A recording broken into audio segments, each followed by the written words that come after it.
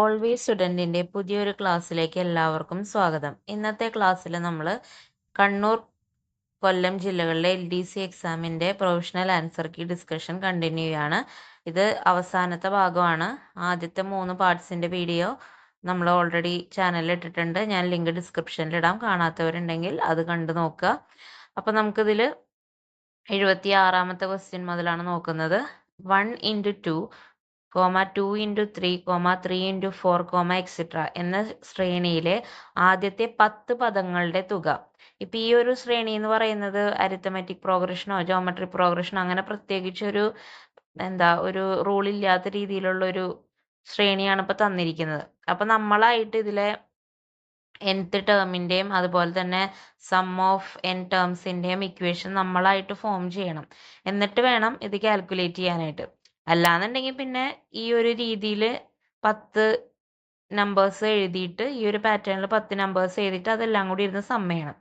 അപ്പോൾ ഇപ്പം ഞാനിപ്പോൾ ഇവിടെ എഴുതി ചെയ്യാനായിട്ട് പോകുന്ന രീതി എന്ന് പറയുന്നത് നമ്മൾ സാധാരണ മാത്സിൽ ചെയ്യുന്നത് പോലെ nth ടേമിൻ്റെ ഇക്വേഷൻ കണ്ടുപിടിക്കുക, സം ഓഫ് n ടേംസിൻ്റെ ഇക്വേഷൻ കണ്ടുപിടിക്കുക, എന്നിട്ട് അതിൽ വാല്യൂസ് സബ്സ്റ്റിറ്റ്യൂട്ട് ചെയ്തിട്ട് ചെയ്യുക. അതാണ് ചെയ്യാൻ പോകുന്നത്. അപ്പോൾ നോക്കുക, 1 into 2 plus 2 into 3 plus 3 into 4 etcetera up to 10 terms ആണ് പറയുന്നത്.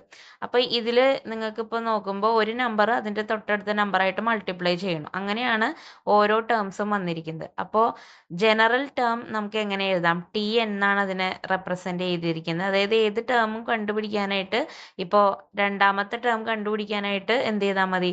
2 into 3 ചെയ്താൽ മതി. അതായത് രണ്ടാമത്തെ ടേം കണ്ടുപിടിക്കാനായിട്ട് 2 into 2 കഴിഞ്ഞിട്ടുള്ള നമ്പറായിട്ടുള്ള 3. ഇനി മൂന്നാമത്തെ ടേം കണ്ടുപിടിക്കാനാണെങ്കിലോ 3 into 3 കഴിഞ്ഞിട്ടുള്ള നമ്പറായിട്ടുള്ള 4. അത് രണ്ടും കൂടി മൾട്ടിപ്ലൈ ചെയ്യുക. അങ്ങനെയാണ്. അപ്പം nth ടേം കണ്ടുപിടിക്കാനായിട്ടാണെങ്കിൽ എന്ത് ചെയ്യണം?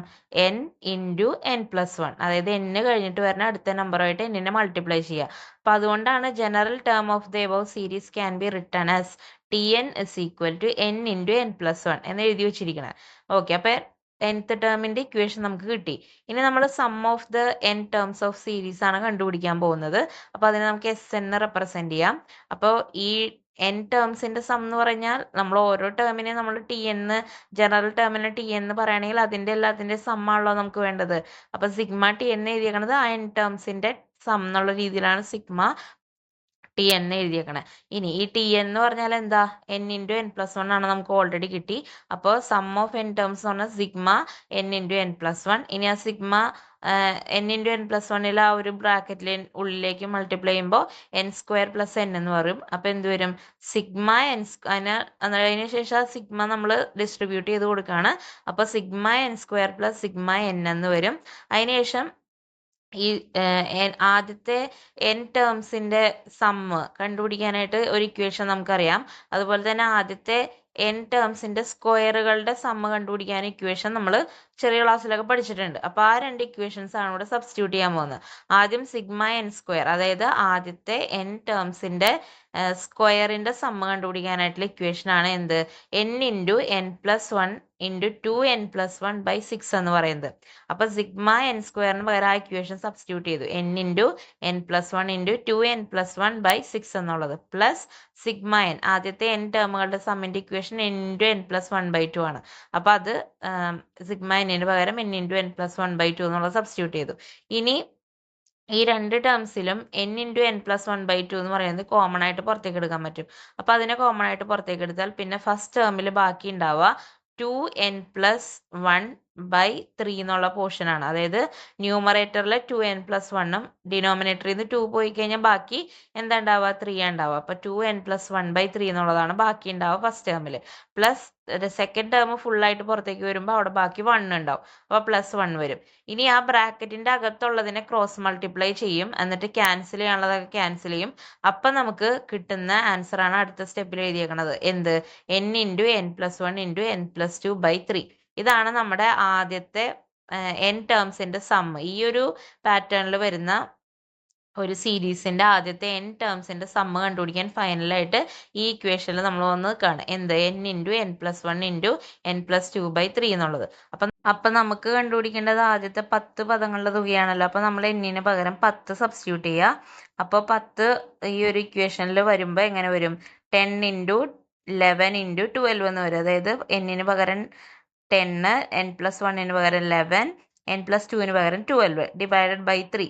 ഇനി ഇത് കാൽക്കുലേഷൻ ചെയ്താൽ മതി. അപ്പോൾ നമുക്ക് 10 ഇൻറ്റു 44 എന്ന് വരും. അതായത് 440 ആണ് നമുക്ക് ആൻസർ വരും. 440 ഇവിടെ ആൻസർ ആയിട്ട് വരിക. ഓക്കെ, അപ്പോൾ ഇത്തിരി കുറച്ച് കാൽക്കുലേഷൻ കൂടുതലുണ്ട്. ഇതില്ലാണ്ട് ഇപ്പോൾ ഇത് വേറെ സിമ്പിൾ ആയിട്ടുള്ള മെത്തേഡൊന്നും ഇല്ല. അല്ലെങ്കിൽ പിന്നെ ഈ ആദ്യം പറഞ്ഞതുപോലെ ഓരോ ടേമും എടുത്ത് സമ്മ് ചെയ്ത് 10 ടേംസിന്റെ സമ്മ് കണ്ടുപിടിക്കണം. അങ്ങനെയാണെങ്കിൽ ഇതുപോലെ തന്നെ കുറച്ചും കൂടി കൂടുതൽ ടൈം എടുക്കും. അടുത്ത ക്വസ്റ്റ്യൻ നോക്കാം. ഒരു ചതുർഭുജത്തിലെ കോണളവുകൾ 1:2:3:4 ആയാൽ വലിയ കോൺ എത്ര? അപ്പോൾ ഇതിൽ 4 കോണുകളുടെ റേഷ്യോ ആണ് തന്നേക്കണത്. അപ്പോൾ ഒരു ചതുർഭുജം എന്ന് പറഞ്ഞിട്ടുണ്ടെങ്കിൽ എന്തായാലും എല്ലാ കോണുകളും കൂടി കൂട്ടിയ 360 ഡിഗ്രി ആയിരിക്കും നമുക്കറിയാം. അപ്പോൾ അതിന് ഈ റേഷ്യോ നമ്മൾ മാറ്റുമ്പോൾ എന്ത് ചെയ്യുക, ഒരു കോമൺ വേരിയബിൾ വെച്ച് മൾട്ടിപ്ലൈ ചെയ്യുക. അപ്പോൾ എക്സ് വെച്ച് മൾട്ടിപ്ലൈ ആണെങ്കിൽ ആദ്യത്തെ 1x 2x 3x 4x അങ്ങനെയായിരിക്കും 4 കോണളവുകൾ വരിക. അപ്പോൾ x+2x+3x+4x ആ 4 കോണും കൂടി കൂട്ടിയാലാണ് എത്ര വരുന്നത്? 360. അപ്പോൾ അത് ഈക്വൽ ടു 360 എഴുതുക. ഈ x 2x 3x 4x അത് ആഡ് ചെയ്യുമ്പോൾ എത്ര കിട്ടും? 10x കിട്ടും. അപ്പോൾ 10x ഈക്വൽ ടു 360 ഡിഗ്രി എന്ന് വരും. അപ്പോൾ x ഈക്വൽ ടു എത്രയായിരിക്കും? 36 ഡിഗ്രി എന്നാണ് കിട്ടുക. ഇതിൽ ചോദിച്ചിരിക്കുന്ന ഏറ്റവും വലിയ കോണളവാണ് ചോദിച്ചേക്കണേ. എക്സ് എന്നുള്ളതാണ് ഇവിടുത്തെ ഏറ്റവും ചെറുത്. 4x ആണ് ഇതിൽ ഏറ്റവും വലിയ കോണളവ്. അപ്പോൾ 4x ആണ് നമുക്ക് ചോദിച്ചേക്കണത്. അപ്പോൾ ലാർജ് ആംഗിൾ ഏതാ? 4x അഥവാ 4 ഇൻറ്റു 36 ഡിഗ്രി അഥവാ 144 ഡിഗ്രിയാണ് ആൻസർ വരിക. അപ്പോൾ ആൻസർ ഓപ്ഷൻ ബി ആണ്, 144 ഡിഗ്രി. അടുത്ത ക്വസ്റ്റ്യൻ. ഒരു സംഖ്യയോട് 1 കൂട്ടിയതിന്റെ വർഗമൂലത്തിന്റെ വർഗമൂലം 3 ആയാൽ സംഖ്യ എത്ര? അതായത് ഒരു സംഖ്യ നമുക്കറിയില്ല, അപ്പൊ നമ്മൾ എക്സ് എന്ന് എടുത്തു, അതിന്റെ കൂടെ 1 കൂട്ടി, അപ്പൊ x+1 ആയി. അതിന്റെ വർഗമൂലത്തിന്റെ വർഗമൂലം എന്ന് പറഞ്ഞാൽ സ്ക്വയർ റൂട്ട്. അപ്പോൾ ഒരു തവണ സ്ക്വയർ റൂട്ട് എടുക്കണം, പിന്നെയും അതിന്റെ സ്ക്വയർ റൂട്ട് എടുക്കണം. അപ്പൊ 2 തവണ സ്ക്വയർ റൂട്ട് എടുക്കണം. എന്തിന്റെ? x+1ന്റെ. ആ ഒരു പ്രോസസ്സ് ചെയ്ത് കഴിഞ്ഞാൽ കിട്ടുന്ന ആൻസർ 3 ആണ് എന്ന് പറഞ്ഞിട്ടുണ്ട്. അങ്ങനെയാണെങ്കിൽ സംഖ്യ എത്ര എന്നാണ് ചോദ്യം. അപ്പൊ നമ്മൾ ഇനി എന്ത് ചെയ്യണം? സ്ക്വയർ റൂട്ട് ഓഫ് x+1 = 3 എന്ന് പറഞ്ഞാൽ ഇക്വേഷനെ സോൾവ് ചെയ്യണം. അപ്പൊ അതിന് ആദ്യം തന്നെ നമ്മൾ എന്ത് ചെയ്യണം? ഇപ്പോൾ ലെഫ്റ്റ് സൈഡിൽ നമുക്കുള്ളത് 2 സ്ക്വയർ റൂട്ടുകളാണ്. അപ്പൊ നമ്മൾ സ്ക്വയർ റൂട്ട് കളയാൻ വേണ്ടിയിട്ട് ആദ്യം 2 സൈഡും സ്ക്വയർ ചെയ്യുക. അപ്പൊ ആദ്യത്തെ ഇക്വേഷനിൽ നമ്മൾ ഒരു തവണ സ്ക്വയർ ചെയ്യുമ്പോൾ എങ്ങനെ വരും?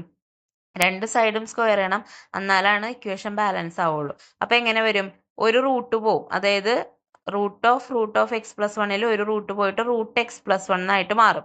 പിന്നെ അപ്പുറത്തെ സൈഡിൽ 3² 9 എന്നുള്ള ആൻസർ വരും.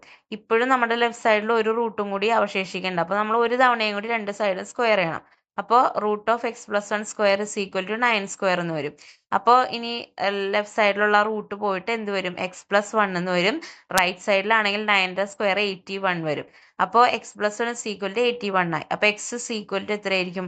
1 അപ്പുറത്തോട്ട് പോകുമ്പോൾ -1 ആവും. അപ്പോൾ x = 80 എന്ന് വരും. അപ്പോൾ ഇതാണ് നമ്മുടെ ആൻസർ വരിക. ഓക്കെ, അടുത്ത ക്വസ്റ്റ്യൻ. ഒരു വൃത്തസ്തൂപികയുടെ ആരം 2 മടങ്ങും ഉന്നതി 3 മടങ്ങും വർദ്ധിപ്പിച്ചാൽ വ്യാപ്തം എത്ര മടങ്ങായി വർദ്ധിക്കും? അതായത് ഒരു വൃത്തസ്തൂപിക എന്ന് പറയുന്നത് കോണാണ് ഉദ്ദേശിച്ചത്.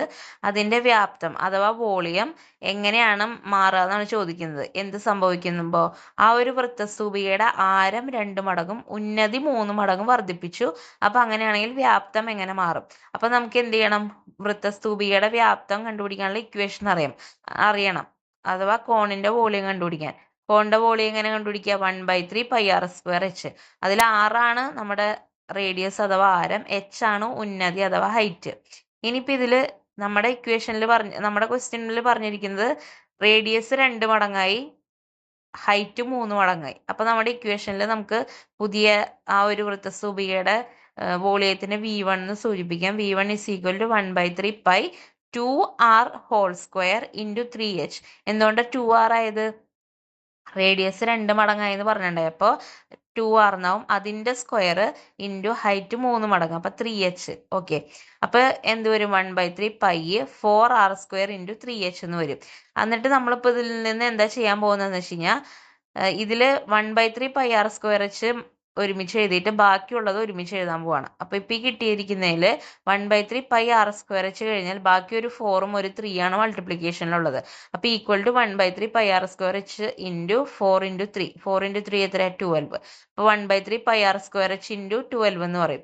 ഈ 1/3 പൈ ആർ സ്ക്വയർ വെച്ചാണല്ലോ നമ്മുടെ ആക്ച്വൽ വോളിയം ഓഫ് കോൺ എന്ന് പറയുന്നത്. അപ്പൊ നമ്മൾ അതിനെ വി എന്ന് ആദ്യമേ ഡിനോട്ട് ചെയ്തിട്ടുണ്ട്. അപ്പൊ വി × 12 എന്ന് വരും. അതായത് ഓൾറെഡി ഉണ്ടായിരുന്ന സാധാരണ ഒരു കോണിന്റെ വോളിയത്തിന്റെ 12 മടങ്ങാണ് എന്ത് ഈ പറഞ്ഞ രീതിയിൽ ഡയമെൻഷൻസ് മാറ്റി കഴിഞ്ഞാൽ ഉണ്ടാവുന്ന പുതിയ കോണിന്റെ വോളിയം. അപ്പൊ V1 = 12V, അഥവാ 12 മടങ്ങാണ് വൃത്തസ്തൂപികയുടെ വ്യാപ്തം വർദ്ധിക്കുക. അപ്പൊ ആൻസർ ഓപ്ഷൻ ഡി ആണ് 12. അടുത്തത്, ചിത്രത്തിൽ ആർക്ക് എ സി ബിയുടെ അളവ് 260 ഡിഗ്രി ആയാൽ ആംഗിൾ എ സി ബിയുടെ അളവ് എത്രയാണ്? അതായത് ആർക്കിന്റെ ആംഗിൾ ആണ് തന്നിരിക്കുന്നത്. എ സി ബി എന്ന് പറയുന്ന ആർക്ക്. അപ്പൊ ഞാൻ എന്താ അതിൽ മാർക്ക് ചെയ്തിട്ടുണ്ട്. എ സി ബി എന്ന് പറയുന്ന ആർക്കിന്റെ അളവ് തരുമ്പോൾ നമ്മൾ കോൺ മാർക്ക് ചെയ്യുമ്പോൾ എവിടെയാണ് മാർക്ക് ചെയ്യുക? 260 ഡിഗ്രി. ഞാൻ മാർക്ക് ചെയ്തിരിക്കണ കണ്ടില്ലേ? ആ ഓട താഴെയായിട്ട് ഇങ്ങനെ മാർക്ക് ചെയ്തിരിക്കുന്ന ആ ഭാഗമാണ് എന്തെന്ന് പറയുന്നത്? 260 ഡിഗ്രി. അപ്പോൾ ഒരു ബിന്ദുവിന് ചുറ്റുമുള്ള ടോട്ടൽ ആംഗിൾ 360 ഡിഗ്രി ആണെന്ന് നമുക്കറിയാം. അപ്പോൾ ഇപ്പൊ O എന്ന് പറഞ്ഞ പോയിന്റിന്റെ ഒരു ഭാഗം ഇപ്പോൾ 260 എന്നാണ് നമുക്ക് ക്വസ്റ്റ്യനിൽ തന്നേക്കണേ. അപ്പൊ താഴെ എഴുതിയിരിക്കണ ആ ഒരു കംപ്ലീറ്റ് ചെയ്യാൻ, ആ പോയിന്റ് കംപ്ലീറ്റ് ചെയ്യാനായിട്ടുള്ള ആ ആംഗിൾ എത്ര ഡിഗ്രി ആയിരിക്കും? 100 ഡിഗ്രി ആയിരിക്കും. ഓക്കെ, അപ്പൊ അത് 260, ഇത് 100, അപ്പോഴായിരിക്കും ടോട്ടൽ 360 ആവാം. ഓക്കെ, നമ്മുടെ അടുത്ത് ചോദിച്ചേക്കണത് എ സി ബി എന്ന് പറയുന്ന ആംഗിൾ എത്രയാണെന്നാണ്. ആംഗിൾ എ സി ബി, അതായത് മുകളിൽ കാണുന്നതാണ് ആംഗിൾ. അപ്പൊ നമുക്കിപ്പോ ഈ എ പി ബി എന്ന് പറയുന്ന ആർക്ക് O എന്ന് പറയുന്ന സെന്ററിൽ ഉണ്ടാക്കുന്ന ആംഗിൾ ആണ് 100 ഡിഗ്രി നമുക്കിപ്പോൾ കിട്ടിയേക്കണേ. അപ്പോൾ ഒരു ആർക്ക് അതിന്റെ സെന്ററിൽ ഉണ്ടാക്കുന്ന ആംഗിളിന്റെ പകുതി ആയിരിക്കും അതേ ആർക്ക് ആ ഒരു വൃത്തത്തിന്റെ ഓപ്പോസിറ്റ് ഭാഗത്ത് ഉണ്ടാക്കുന്ന പോയിന്റിലെ ആംഗിൾ എന്ന് പറയുന്നത്. അതായത് ഇവിടെ 100 ഡിഗ്രി ആണെങ്കിൽ ആ എ പി ബി എന്ന് പറയുന്ന സെയിം ആർക്ക് വൃത്തത്തിന്റെ അപ്പുറത്തെ ഭാഗത്തുള്ള പോയിന്റ് ആയിട്ടുള്ള സിയിൽ ഉണ്ടാക്കുന്ന ആംഗിൾ നേരത്തെ ഉണ്ടാക്കിയതിന്റെ പകുതി. അപ്പൊ ഇവിടെ 100 ആണെങ്കിൽ അവിടെ എത്രയായിരിക്കും? അതിന്റെ പകുതി ആയിട്ടുള്ള 50 ആയിരിക്കും. അപ്പോൾ ആംഗിൾ എ സി ബി നമുക്ക് എത്ര കിട്ടും? 50 ഡിഗ്രി എന്ന് കിട്ടും. അപ്പോൾ ഇവിടുത്തെ ആൻസർ ഓപ്ഷൻ ബി 50 ഡിഗ്രിയാണ് വരിക. ഓക്കെ, അപ്പൊ ഇത്രയാണ് മാത്സ് ക്വസ്റ്റ്യൻസ്. നമ്മൾ 2 പാർട്ടിലായിട്ടാണ് മാത്സ് ക്വസ്റ്റ്യൻസ് കവർ ചെയ്തത്. അപ്പൊ എല്ലാവർക്കും മാത്സ് ക്വസ്റ്റ്യൻസ് ഓക്കെ ആണെന്ന് വിചാരിക്കണം. ഇനി നമുക്ക് ഇംഗ്ലീഷ് ക്വസ്റ്റ്യൻസ് നോക്കാം. അടുത്ത question, find out the correct spelling. അപ്പൊ ഇതില് ഹാൻഡ് കർച്ചീഫിന്റെ കറക്റ്റ് സ്പെല്ലിംഗ് ആണ് ചോദിക്കുന്നത്. കറക്റ്റ് സ്പെല്ലിംഗ് ഓപ്ഷൻ ബി ആണ്. HANDKERCHIEFS. ഇതാണ് ഹാൻഡ് കർച്ചീഫിന്റെ correct spelling. What is the meaning of a dog in a manager policy? ഈ പറയുന്ന ആ ഒരു ശൈലിയുടെ അർത്ഥം എന്താണ്? A dog in a manager policy. Answer option D ആണ്. A man who prevents others from enjoying something. അതായത് ഒരാൾ മറ്റൊരാൾ എന്തെങ്കിലും ആസ്വദിക്കുന്നത് തടയുന്നതിനെയാണ് എന്ത് മീൻ ചെയ്യുന്നത്? A dog in a manager policy എന്നുള്ളതുകൊണ്ട് മീൻ ചെയ്യുന്നത്. Next, spot the error. Although he left home early but he reached school late. പിന്നെ അവസാനം നോ എറർ. ഇതിൽ ഏത് പോർഷനിലാണ് എറർ വരുന്നത്? ആൻസർ ഓപ്ഷൻ ബി ആണ്, ബട്ട് ഹി. അതായത് although he left home early എന്ന് പറഞ്ഞു, പിന്നെ അവിടെ ബട്ടിന്റെ ആവശ്യമില്ല, അതാണ് അവിടുത്തെ എറർ. അപ്പൊ ആൻസർ ഓപ്ഷൻ ബി ആണ്, അതാണ് error. Facsimile means. Answer exact copy എന്നുള്ളതാണ്. ഫെസിമിൽ എന്ന് പറയുന്നത് എക്സാക്ട് കോപ്പി എന്നുള്ളതാണ് ഉദ്ദേശിക്കുന്നത്. Next, Naveen said need I go at once change to reported speech. അതായത് ഈ പറഞ്ഞതിനെ റിപ്പോർട്ടഡ് സ്പീച്ചിലേക്ക് മാറ്റണം. കറക്റ്റ് ആൻസർ ഓപ്ഷൻ ഡി ആണ്. Naveen asked if he had to go just then. അതാണ് ആൻസർ വരിക. അടുത്തത്, none of the workmen arrived. Did they ആണ് വരിക. None of the workmen arrived. Answer option C, did they. Next, leptospirosis is related with dash. Answer option B, rat ആണ്. അതായത് എലിപ്പനിയാണ് ഈ leptospirosis എന്ന് പറയുന്നത്. അപ്പൊ അത് റാറ്റുമായി റിലേറ്റ് ചെയ്തതാണ്. അടുത്ത, dash bird in hands is worth 2 in the Bush. A bird in the hand is worth 2 in the Bush. അതാണ് ആൻസർ വരിക. ഡി ആണ് ആൻസർ. ഓപ്ഷൻ ഡി ആണ് answer. A bird in the hand is worth 2 in the Bush. Next, he is being accused dash theft. He is being accused of theft. Answer option A. Next, they have contacted everyone concerned. Change the voice. Answer option C ആണ് വരിക. Everyone concerned has been contacted. അടുത്ത Malayalam questions ആണ്. താഴെ പറയുന്നവയിൽ ശരിയായ വാക്യപ്രയോഗം ഏത്? C ആണ് വരിക. കുട്ടികൾക്ക് പഠിക്കുന്നതിനും കളിക്കുന്നതിനുമുള്ള അവസരങ്ങൾ നൽകേണ്ടതാണ്. ബാക്കി എല്ലാത്തിലും എററുണ്ട്, വായിച്ചു നോക്കിയാൽ മനസ്സിലാവും. താഴെ പറയുന്നവയിൽ പൂജക ബഹുവചനത്തിന് ഉദാഹരണം. സ്വാമികൾ, അവർ, അവൻ, അത്. ആൻസർ ഓപ്ഷൻ എ ആണ്. സ്വാമികളാണ് പൂജക ബഹുവചനത്തിന് ഉദാഹരണം. വേദത്തെ സംബന്ധിച്ചത് ശരിയായ ഒറ്റപ്പദം ഏത്? വൈദികം എന്നാണ് വേദത്തെ സംബന്ധിച്ചതിനെ പറയാം. ക്ഷണികം എന്ന പദത്തിന്റെ വിപരീത പദം ഏതാണ്? ആൻസർ ഓപ്ഷൻ ബി ആണ്. ശാശ്വതം. ക്ഷണികത്തിന്റെ ഓപ്പോസിറ്റ് ശാശ്വതം. താഴെ പറയുന്നവയിൽ നിലാവ് എന്ന പദത്തിന്റെ ശരിയായ പര്യായ പദങ്ങൾ ഏവ? ആൻസർ ഓപ്ഷൻ എ ആണ്. നിലാവിന്റെ പര്യായം ചന്ദ്രിക, കൗമുദി. അമ്പലം വിഴുങ്ങുക എന്ന ശൈലിയുടെ അർത്ഥം താഴെ തന്നിരിക്കുന്ന ഉത്തരങ്ങളിൽ നിന്നും കണ്ടെത്തുക. അമ്പലം വിഴുങ്ങുക എന്ന് പറഞ്ഞാൽ മുഴുവൻ കൊള്ളയടിക്കുക എന്നാണ് അർത്ഥം. നെക്സ്റ്റ്, താഴെ തന്നിരിക്കുന്നവയിൽ നിന്ന് ശരിയായ പദം കണ്ടെത്തുക. ആൻസർ ഓപ്ഷൻ സി ആണ്. ഭഗവത്ഗീത എന്നുള്ളത് സിയിൽ എഴുതിയിരിക്കുന്ന പോലെയാണ്, കറക്റ്റ് ആയിട്ട് എഴുതാം. വിണ്ടലം ശരിയായ രീതിയിൽ പദം ചേർത്ത് എഴുതുന്നത് ഏതാണ്? ആൻസർ ഓപ്ഷൻ എ ആണ്.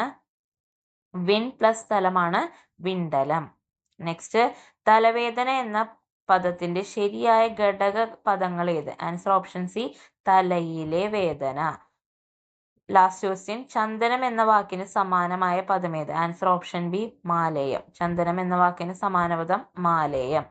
ഓക്കെ, അപ്പൊ ഇത്രയാണ് ഈ ഒരു ക്വസ്റ്റ്യൻ പേപ്പർ. നമ്മളിത് ഫുള്ളായിട്ട് ഡിസ്കസ് ചെയ്ത് കഴിഞ്ഞു. ഇതിന്റെ ആദ്യത്തെ 3 പാർട്സ് കാണാത്തവരുണ്ടെങ്കിൽ കണ്ടു നോക്കുക. നിങ്ങൾക്ക് ഈ ഒരു എക്സ്പ്ലനേഷൻ ഹെൽപ്ഫുൾ ആയെങ്കിൽ നമ്മുടെ ചാനൽ ഒന്ന് സബ്സ്ക്രൈബ് ചെയ്ത് സപ്പോർട്ട് ചെയ്യുക. അപ്പോൾ അടുത്ത വീഡിയോസിനും കൂടുതൽ വീഡിയോസിനുമായിട്ട് കാത്തിരിക്കുക. അപ്പോൾ എല്ലാവർക്കും താങ്ക്സ് ഫോർ വാച്ചിങ്.